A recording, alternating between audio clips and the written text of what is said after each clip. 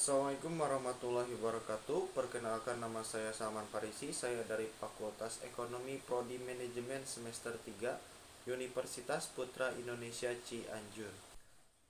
Baik, dalam kesempatan kali ini saya akan melakukan review tentang materi selayang pandang pada mata kuliah Hukum Bisnis yang diampu oleh Bapak dosen Randy Aridayandi SHMH. Selayang pandang hukum bisnis. Hukum tidak hanya tertulis tetapi ada juga hukum yang tidak tertulis yang mengatur manusia dalam hidup bermasyarakat, dan bila yang melanggar akan mendapatkan sanksi yang tegas. Selanjutnya ada tujuan hukum, yaitu untuk mencapai keadilan, kepastian, dan kemakmuran manusia dalam hidup bermasyarakat dan bernegara. Selanjutnya, dasar pengaturan Undang-Undang NRI 1946 yang tercantum pada pasal 1 ayat 3 bahwa negara Indonesia adalah negara hukum. Selanjutnya, ciri-ciri negara hukum. Yang ke-1 adanya hak asasi manusia. Yang kedua, adanya pemisahan dan pembagian kekuasaan pada lembaga negara untuk menjamin perlindungan hak asasi manusia. Yang ketiga, pemerintahan berdasarkan peraturan. Dan yang keempat, adanya peradilan administrasi. Selanjutnya, pembagian hukum. Pembagian hukum terbagi menjadi 4 bagian.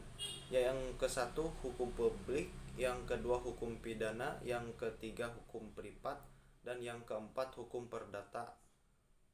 Yang selanjutnya ada prinsip-prinsip hukum bisnis. Yang ke-1 adanya kegiatan ekonomi, yang kedua adanya keuntungan yang menjanjikan, yang ketiga terpenuhinya syarat-syarat perjanjian, dan yang keempat adanya jaminan dari adanya pelaksanaan bisnis. Selanjutnya unsur-unsur negara hukum. Yang ke-1 adanya suatu sistem pemerintahan sebuah negara yang didasarkan pada kedaulatan rakyat. Yang ketiga, pemerintahan dalam melaksanakan tugasnya harus berdasarkan hukum atau peraturan perundang-undangan yang telah ditetapkan. Dan yang ketiga, adanya pengawasan dari badan atau lembaga peradilan yang beban dan mandiri, dalam artian lembaga peradilan tersebut benar-benar tidak memihak siapapun. Selanjutnya, pengertian ekonomi bisnis, yaitu kegiatan yang ditujukan untuk mencapai keuntungan baik itu di bidang produksi barang, distribusi pemerataan barang, perdagangan barang, dan jasa. Selanjutnya, yang terakhir, pengertian hukum ekonomi, yaitu hukum yang mengatur distribusi pembagian sumber-sumber daya agar tercapai kesejahteraan yang berkeadilan. Baik, sekian dari saya. Saya izin pamit ya. Mohon maaf bila ada kekurangan dalam menjelaskan materi karena saya dalam tahap pembelajaran. Wassalamualaikum warahmatullahi wabarakatuh. Sampai jumpa di minggu yang depan.